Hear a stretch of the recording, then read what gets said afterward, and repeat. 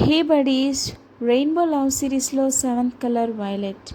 Violet అంటే spiritual love and compassion.